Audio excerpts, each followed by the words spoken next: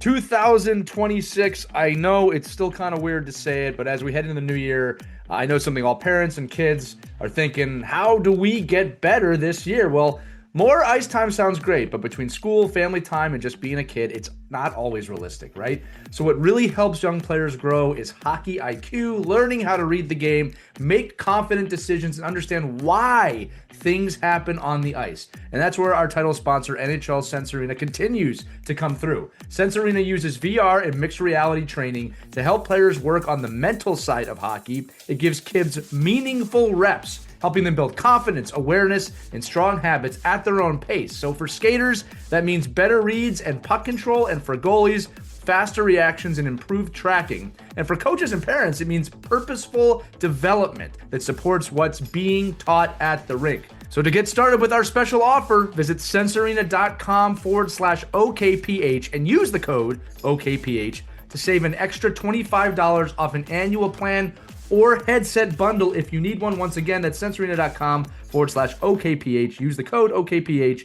Get yourself that discount. That's 50% off the standard monthly cost, plus an additional $25 when you use the code OKPH. Welcome to 2026. Let's get you into this episode right now.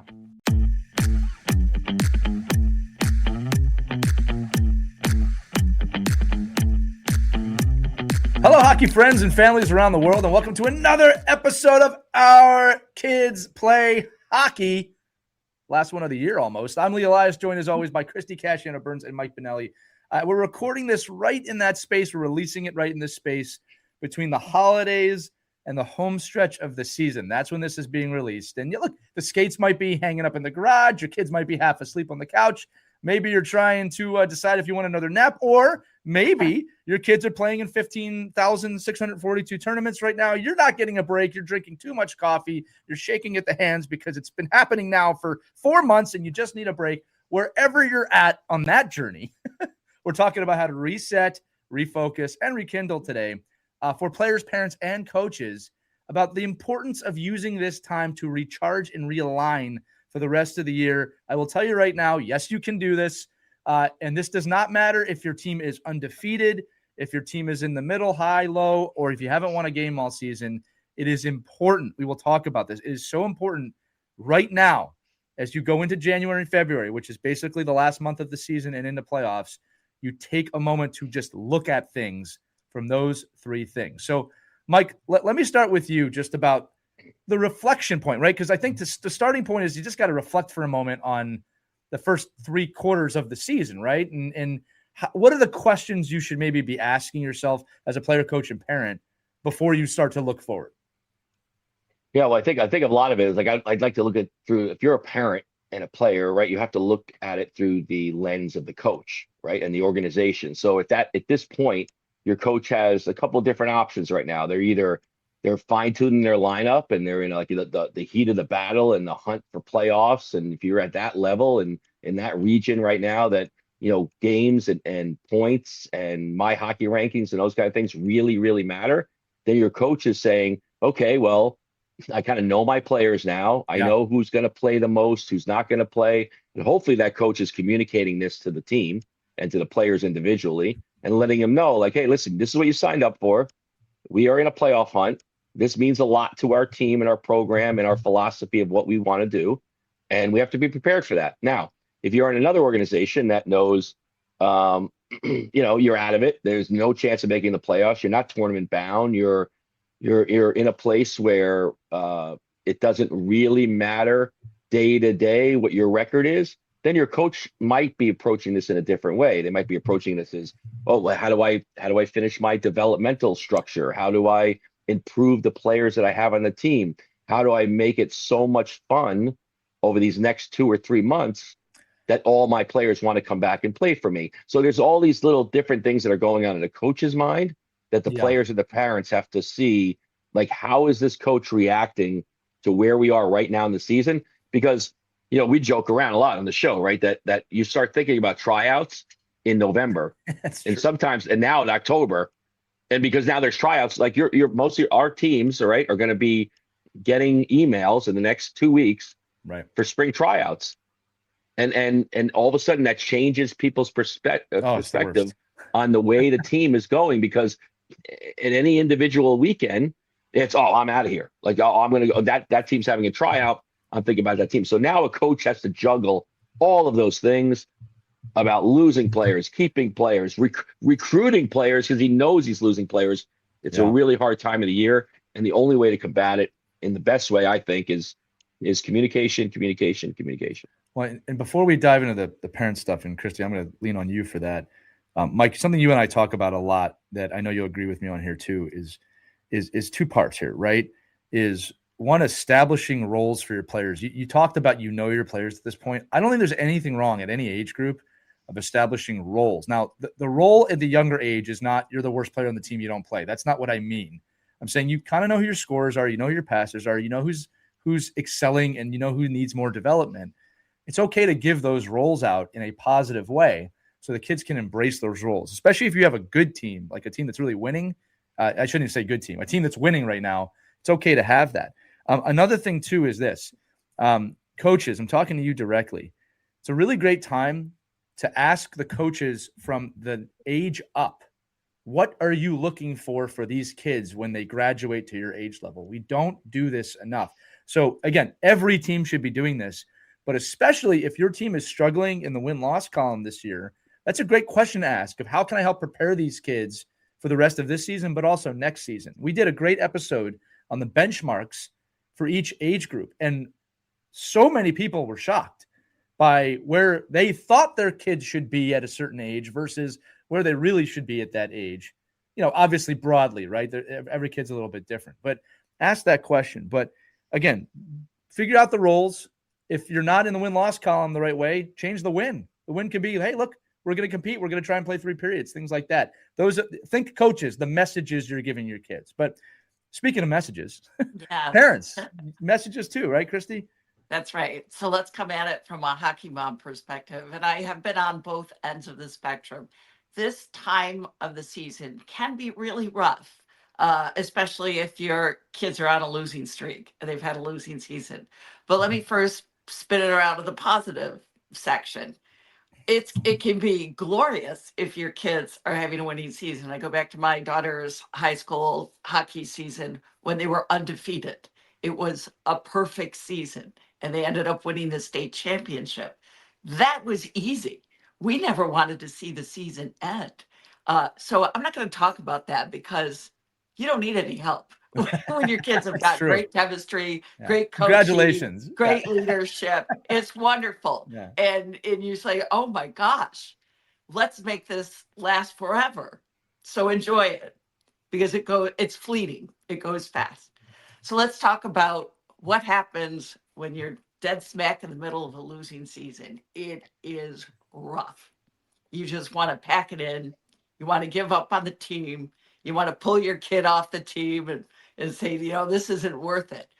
But I have to tell you, it is worth it because you can actually get closer and you can actually help these kids learn some valuable lessons from a losing season. It's rough. It's rough to go into that rink when everyone says, oh, there's the losing team, or these kids, we're gonna crush them. So don't look at the scoreboard. Look at the individual victories. Help your kids look from shift to shift. How did I do this shift? Did I pass better? Did I pick up some speed? Was my attention to what my coach was trying to do with this team spot on? So look for those little individual victories and not at the scoreboard. That's my best advice for you. And try to do things that'll help lift the kids. They know they're losing. They know it's rough, but there are things you can do to encourage them and to lift their spirits. Yeah, Christie, I'll say this too. You're so right from a parenting standpoint. And, Mike and I have to juggle the dad and the coach role. Yeah. And that can be hard, right? I mean, really, especially with your own kids, right? Because, we do hold them to a pretty high standard. Right. With that stuff. But we also get to observe a lot. And, look, I observe a lot across the board. I have seen parents really get on their kids after a game. I've also seen parents be very uplifting. Parents, be the uplifting parent. Yeah. All right. most of the time. I'll say it like that, right? I'm not saying you have to be a happy clapper every single day. And, you know, if your kid put 5 goals in your net, I'm not saying, oh, it's okay, you try. That's not what we're saying. Right. All right. You got to go game by game and just kind of like, you need to be the safe place for your kid to go after the game. Right. Okay. Right. That's I how I feel think about it. I think what Christie was saying too, it's so easy when you're winning to keep going in that direction. And it's really easy when you're losing to now stop doing the things that you know are right to do, like preparation and being aggressive in your training and making sure you don't, like, it's easy when you're a losing team and it just spirals, right? That when you're not winning at certain points, you start saying, oh, well, I can miss this practice for my lacrosse training session, or I can miss this because, oh, I got some homework to do. And that's great. And I'm like, okay, well, of course, if you have a big test or so, but all of this comes into timing, right? In a winning team, somebody somehow finds a way to get their homework done and make practice. 100%. On a losing team, somebody says, I'm just going to stay home, get my homework done because the practice doesn't mean much. And then it just, now all of a sudden you go out and you see 6 kids out of the practice. So it's our job as coaches to keep the pedal to the metal and keep, driving players and parents to understand that the mission is not to win, love winning, but the mission is to develop, get better, love the sport, love your teammates, love being in this atmosphere. And it is, to me, that's coaching. Like, you get an opportunity now to try to make this opportunity of a losing team fun and energized and impactful. And that's the hardest job, is to do that in a negative environment. It is hard, especially when you get a certain group of parents that love to do the finger pointing and do the blame game. Oh, it's because of this coach. Oh, it's because of that kid. Oh, it's because of these parents. Everybody's pointing the finger of blame. And that just tears you up even more. It makes the season even harder. You know why? It's like, oh, not only are they losing, but I got to listen to all that. It's like, time out, enough. But I think there are things that everybody can do to try and, override all of that, Well, I'm going to attack this from 2 points. I'm going to talk to the coaches and then the parents. So, Mike, isn't it funny, Christie, isn't it funny? You said the kids who kind of miss practices. I always talk about the standard. I don't know too many teams that are winning that don't have high standards, right? But habitually, teams with low standards become losers, okay, in terms of the win-loss column. I don't mean the kids are losers, okay? So I have coached teams where we do not have a great record, but the standards are so high. Everyone shows up. Everyone wants to be there. And these kids battle and they work hard and they get better, right? I've also seen teams where those standards slip away. And that's when you get the, I don't feel like showing up. Coaches, it's your job to make sure that standard does not slip. Parents, it's your job to support the coach with those standards. All right. Now, if you're sitting there going, my coach doesn't have any standards, that's not good either. Okay. But the record, I just wrote this down, the record. This is not the NHL. The record does not matter. Okay. I always say this. I'm going to say this as a question, Mike. Do you think as coaches, we don't want to win every game? Of course we want to win every game. We want to win every game. But I don't have the New York Rangers lineup. All right. I've got what I've got. And my job is not to win the Stanley Cup as a youth coach. My job is to, as Mike said, help these kids love the game and develop them. And this is the second point I was going to make. I've been coaching long enough. And Mike, I'm glad you're here to back me up on this, because this is going to come across almost as pompous without your support on this. But it's like, parents, do you know how ridiculous it sounds to us as coaches in youth hockey, especially the younger ages, when you come up to us talking about the record, right? Like we kind of laugh at you when you bring that up, okay? Because I'm going to say it again. Of course we care about winning and losing. That's not where I'm going. But that we're not playing the games. We're trying to develop your kids to be the best hockey player possible. The record's kind of the result of that, right? And that's not meaning that wins is a better result than losses. It's just that's the outcome. Go ahead, Mike. I would just like to sit in a room of 100 parents that want to talk about records and then really talk about, and this is something I don't know why I don't bring it up more in a public setting, probably because I want to keep friends and try to keep people liking me. But I think when I look at somebody and they go, "Oh, we beat that team 10-8 last time." I go, "Yeah, but they didn't have 10-8. 4 players and they played this other goalie, never normally their goalie. And then, oh, we lost that team, beat that team, and that team beat that team." I'm like, "Why are you worrying about all this? Like none of this in youth hockey matters." I know it matters. I get it, but it really doesn't matter. To me, if it was only coming from parents that never played sports, I would almost be like, I chalk it up as, oh, that's just a group of people that don't understand any sport. That's how we look at it. Yeah, but the problem is it comes from people that know the sport. It comes from people that wore NHL hockey jerseys. Yeah. Like it still comes, and because you become a parent, the minute you have a parent and you're watching your child, you become, there's something happens in your brain that you lose the real perspective of what every day was like when you were a child. Yeah. Waking up, loving going to the rink, being in the locker room with your friends, learning something in practice, accomplishing a goal as a team, having a coach praise you and give you a star in your helmet. So like, to me, that's the victories. Those are the wins. And if you follow that model, more times than not, you are going to be a winning team.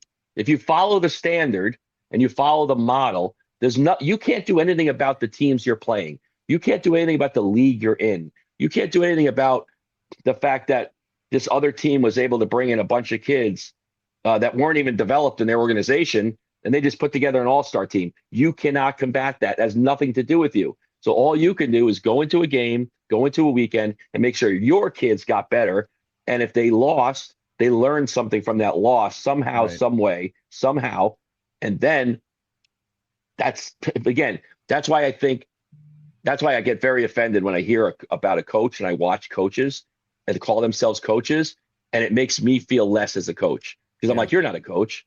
You're just a manager of a team. You're just somebody that is going on the bench. You're not coaching. You're not developing. I haven't seen a lesson plan, a lineup, a speech, a goal, a forecast, nothing from you. So don't call yourself a coach in this time of year right now. If you're a coach and you're losing, you got to learn how to put your players in a great situation. If you're a coach and you're winning, then you got to find a way to manage those winners so that when it comes down to the playoffs, that everybody feels they're contributing and everybody feels that they're needed. Because when you lose your best player, Christie, you've seen this a million times, right? That best player plays. And all of a sudden on February 13th, they get hurt.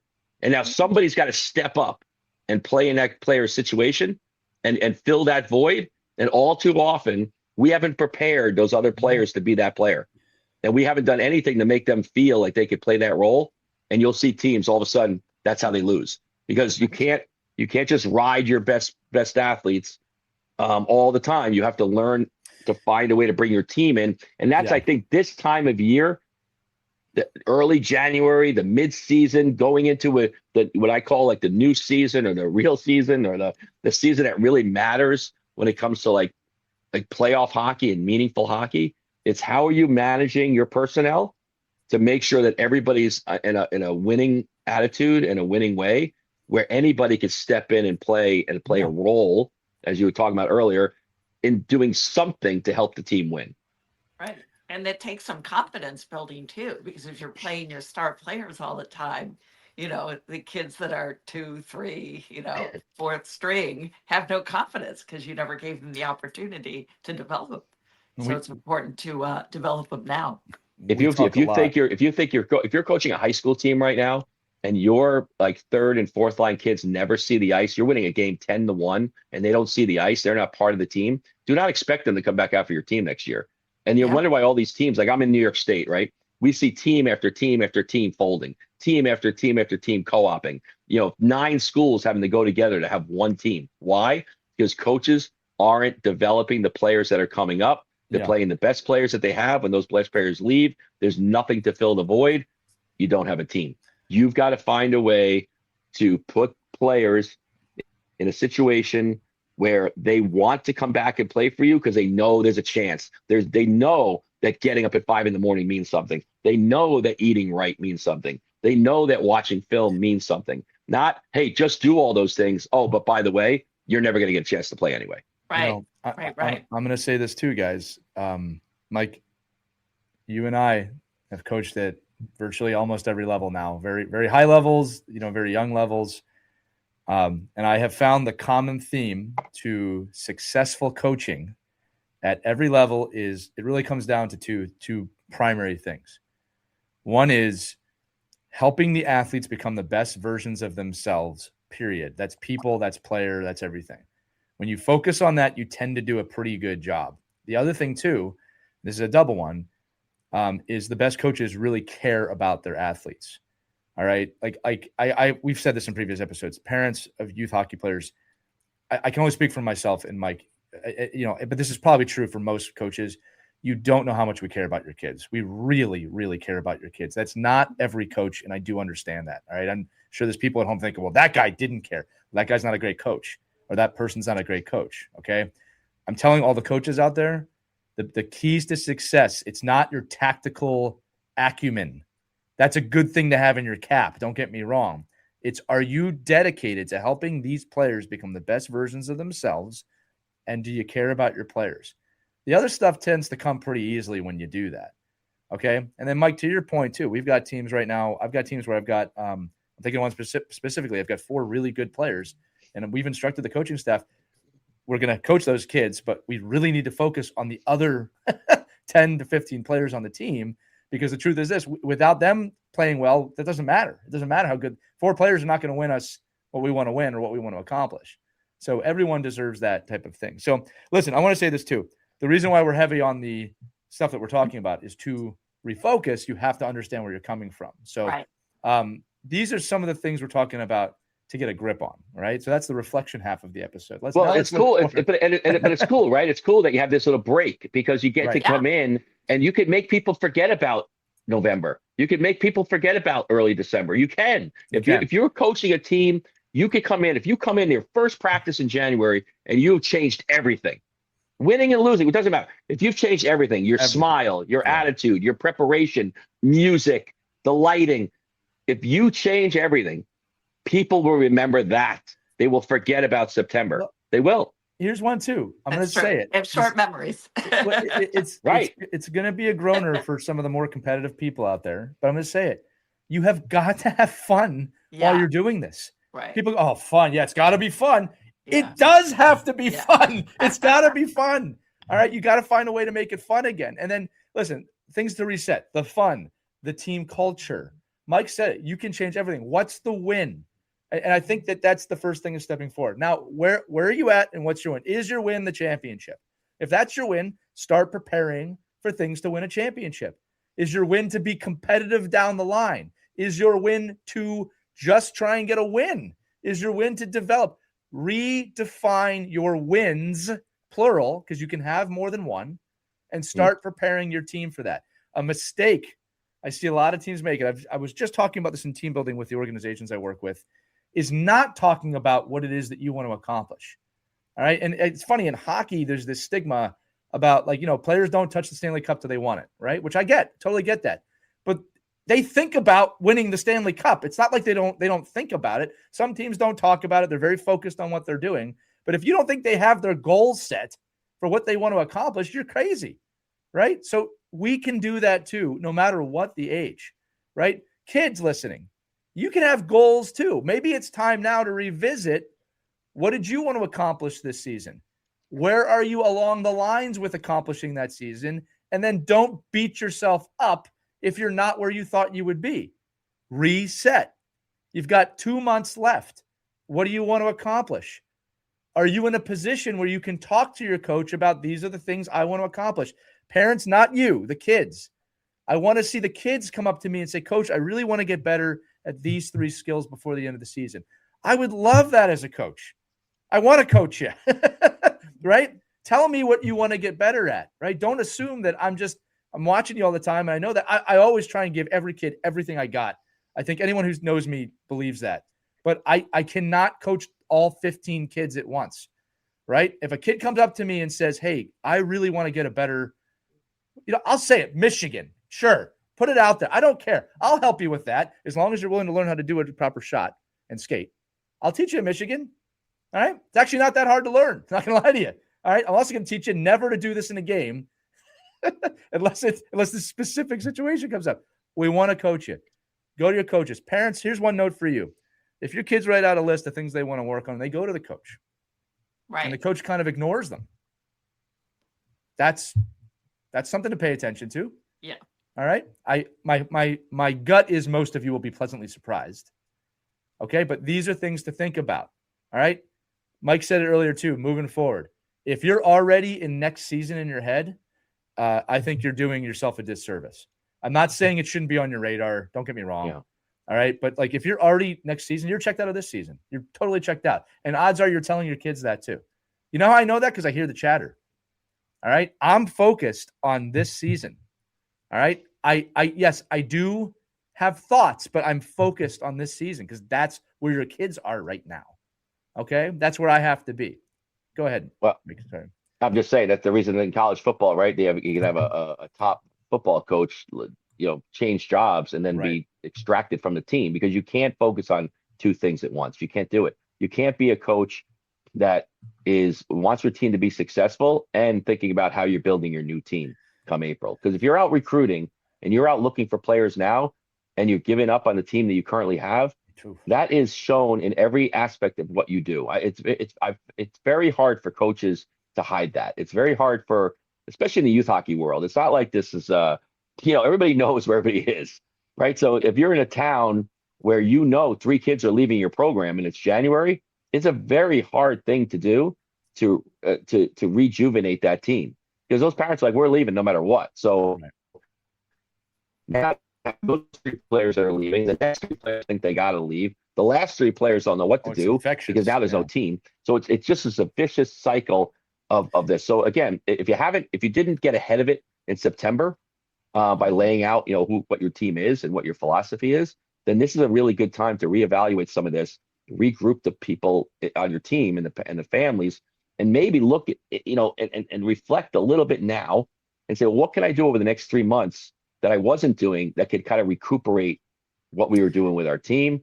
And if it means adding a day in where you can meet with players individually, if it means giving out a progress report, if it means having some kind of interaction with your players from a personal level, then do those things. If you really want to save your team and save your program and have a better team next year, this is the time of year to build those bridges. I want to say too on that, Mike, because I'm in a weird situation right now where I'm going to be taking over the reins next year for a current team that I'm an assistant coach on. Yeah. Congratulations. Yeah. No, thank you. It's a youth team, right? News. Right. Yeah. It's a youth team, and the parents on the team know about this. That's great. Yeah. And the reason it's happening is because of logistics for the other coach. It's completely it's an understandable situation, right? Yeah. We'll say that. And it's funny because I have kind of repeatedly said it, and this has been a fun thing for me is, man, I really love coaching. I really love coaching. I love coaching hockey. And you're good at it. Yeah, but thank you. I really appreciate that. But it's funny because I keep saying to the parents, I will coach whatever kids are in front of me. Well, you don't have this, you don't have this, you don't have that. I will coach whatever kids are in front of me. Yeah. All right. I would love to get really great athletes here. I'd be lying if I said, I hope that doesn't happen. Of course, I want that. Sure. Okay. But I will coach whoever is in front of me because I love coaching. Mm-hmm. All right. And I'm going to say it again, whether we win every game, lose every game, which is not the goal, I will coach whoever is in front of me. And it's like, that is really my philosophy. So, and I'm not speaking to anyone in specific, I'm being very broad now. But if you want to go someplace else for the record or for the apparel or whatever, I'm honestly okay with that. It is. I've had parents say this, convince me to stay. That is not my job. All right. That is not my role, is to convince you to be here. First off, that puts me in a really awkward position as coach, where it almost like feels like I owe you something, which I don't. I'm dedicating every minute of the day, right? Like I'm dedicating plenty of time. But I think parents that own businesses would understand this most, right? If an employee comes to you and says, "Hey, make me an offer to make me stay," like give me something to make me stay, you're probably losing that employee. At that point, you've known they're probably looking. You probably know they've been out there searching. Right. You probably know they haven't really found because nobody's picked it up yet, right? That if they're asking you, then they want to leave. Yeah. Now, again, if it's money, if it's apparel, if it's a new office, whatever it is, right? That is temporary. It's almost like when I hear coaches give goalies, "Hey, if you come play goalie for me, no charge." Why? You play more than anybody. Yeah. What do you mean no charge? Find me the kids that want to play for me, and I will coach them up like nobody's coached them before. And this is how I've done this. This is what we're doing. I've made it very clear. This is my coaching philosophy, and if you'd like to be a part of that, come on out. And I swear to you, I mean what I'm about to say, because people are gonna think I might be sarcastic if I don't say that. If you're going somewhere else, I truly wish you the best. Yeah. Like, I really mean that. I want your kid to have fun. If they're gonna have more fun someplace else, I hope, have fun someplace. I'm okay with it, because the be all end all for me is not like winning the championship at this level. It's your kids love the game, they're growing. You know what? It's funny what I do think about sometimes. And again, you guys know I'm a pretty present person, but I do like daydream sometimes about the kids I coach in like 10 years. Like, what do they turn into in high school, or what do they turn into in college? Yeah. And I think about that from a success point. Like, I can't wait to see that kid succeed. Right. All right. And again, look, I hope no one's rolling their eyes at that. I really mean, I'm genuine with that. No, but that's a life moment. I mean, before my father passed away, it was funny. He was like, you know what I'm going to miss the most? I'm going to miss knowing what my grandkids became as people. Yeah. And I was like, you know what? That's funny, because that's how I think about the players I coach. I'm like, wow, if I could influence this player here, I wonder what they're going to end up looking like. And the thing is, I use that as a positive and negative. I'm like, listen, this stuff you're doing now, and I know there's tendencies. I can tell you right now, I see players at 19, 20 years old that didn't make it, or something happened in their career with a tendency that I knew and we told them about and we worked on when they were 9. And it's like, if this is your tendency, if this is what you're going to do, we want to fix it. But what are you going to do? Well, I'm going to go to the best team and play for that team. I'm not going to really develop, but I'm going to win a lot more because all the players are better. I go, but ultimately you're the one. Like, that's a very, when you really think about that as a parent, and you hear it all the time, right? In this world of social media and sound bites, do you want the best 8-year-old or do you want the best 18-year-old? Like, what is your mission? Is your mission to create the best kid when it matters, or do you want the best kid when it doesn't matter at all? And that's just the thing we struggle with as coaches and parents and organizations all the time, because everybody's in the moment right now. If you're winning now, people think that means something, but then you wonder why you take the snapshot of those kids and there's only 2 of them still playing hockey at 18 years old. I'll go with my record of knowing where players go than your record when you're a first-time hockey parent at 8 years old. Yeah, and I got to say this. A little off topic, but I got to say it. I have never in a job interview once been asked about the Bantam Championship that my team won in 1997, which is true. I've never been asked about it. Now, I am very blessed to be at a point in my coaching career where I actually do have some hockey things on my resume that people do ask about, but that's a blessing. All right. The truth is this, what's happened to me more than not, especially early on in my career, which is 20 years ago. I didn't want to say that, but when I started getting into the real world, you know what? I would get a lot of interviews. Oh, I see you played sports. Yeah. Not, oh, I see you won a title here. It's, oh, I see you played sports. Yeah. I see you played hockey. We love that here. Yeah. They don't care if we won. Right. And I'll tell you what, I didn't go like, I won a Bantam Championship in 1997. Like, oh yeah, no, I learned a lot about teamwork. My coaches taught me this. So I just want to make the broad point on this. But this episode is about refocusing. Sorry, we're getting into another topic. No, but it's funny because this just happened. I ran into one of Sophia's coaches when she was in White, and he wanted to get all caught up on, how's Sophia? Where did she end up? And he mentioned he said, I remember she was the only girl on the team, and she got player of the tournament that we were at in Buffalo. As a mite? As a mite, Amazing. She was such a hustler. He said, I knew she would go on to play hockey. And I filled him in, she went on to play college hockey, and now she's in law school. He just beamed. He said, I loved coaching her. I absolutely loved coaching her. And I said, well, you were one of her favorite coaches. I have to tell you, she'll remember you right away. So yes, you do impact these kids. You do have an influence on their very young Oh, lives, well, and that's they the gift. carry that with them. So remember that, coaches. Yeah. Also, Yeah, I just he's a want to big part of say, that. yeah, he felt like I helped there. Yeah. I helped get her up the ladder. But I also want to say just a note on giving up on teams and that tendency to want to just Yeah, get us back on track, switch. Christie, please. Yeah, but just remember this. I have seen teams where kids have stayed together for years, right? And you know right away when you're watching the game, you see it. The chemistry, the camaraderie, the friendship. You can see the difference it makes when kids stay together through the years. Yeah. It's pretty magical. So before you give up, just think about what you might be losing instead of what you think you're going to gain. Yeah. So there's something to be said for being loyal to a team, to your kids, to what's best for your little one at this stage of the game. Don't be so quick to just yank them because you think it's going to be grass is greener on the other side. Isn't always the case. No, common theme, Christie. And I'll tell you, Yeah. too, to your point, parents, just a little tip on that. If you are thinking about leaving, make sure you have a conversation with your kids or where they're at and don't Yeah. talk a lot. Listen to them. Don't try and implant what you want to do. Excellent. I've seen that. It's like, no, kids probably having a better time than you think. All right. Yeah. I will say, we always, and this will segue into like the final couple things here. There are reasons sometimes to leave. Okay. Maybe you moved. All right. You're in a different town. If there's extreme bullying, there are sometimes reasons to go. I'm not negating that, but it's actually in the minority. All right. Most of the time, the people who switch teams are doing it because of the record or something like that. Okay.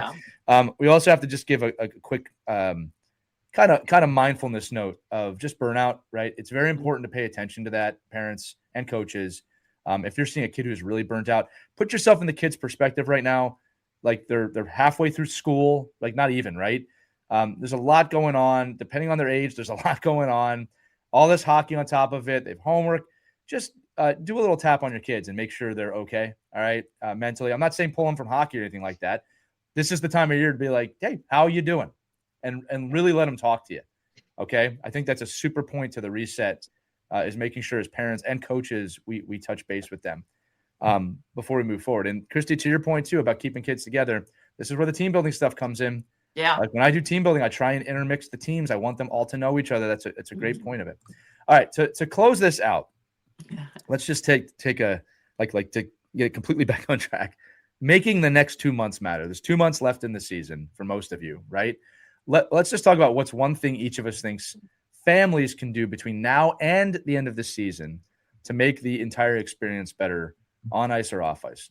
Who wants to go first on that? I was throw it around. I can go. I think really just coming to mind, the first thing you do if you're a family member with your child is come up with your like 3 things, 3 things list, right? Just 3 things positive, 3 things negative, what you could fix and what are attainable. Not like I want to win the championship at the end of the year. It's, hey, I want to get more time in the penalty kill. I want the coach to acknowledge that I knew something in the game more than he does now or she does now. Like give 3 things that you don't need a whole list. You don't need this crazy, 10 paragraphs of what you want to do. Just 3 things that you've loved what you've done so far this season and 3 things that you want to improve on before the season ends and that are attainable because you're the parent. You're able to say like, well, you can't score 90 goals. You've only scored 1 goal in your career. Like, so that's not attainable. But why don't we think about, where you can contribute on the team and find something that they can reach and feel and see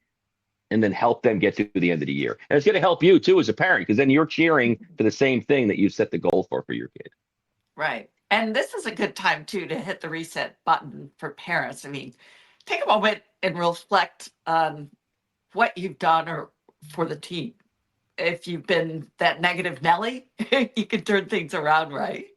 And if you've been that positive force, keep it going. If you've been neutral, you haven't done anything, well, now's your time to say, hey, I can step up.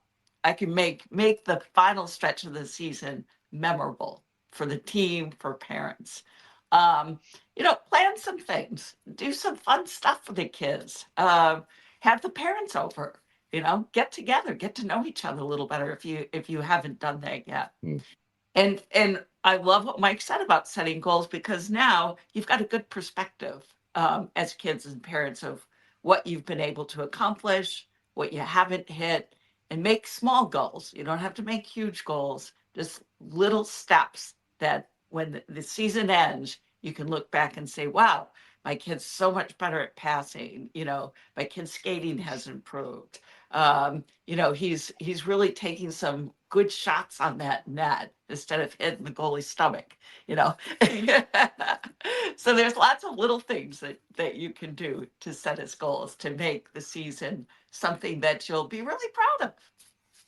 I agree with both of you. My final note here is more of a reminder to parents of those three things you should be saying to your kids before every practice, every game, which is one of our most popular episodes. But if you're not doing this, get back in the habit of doing it. I love you no matter what happens out there.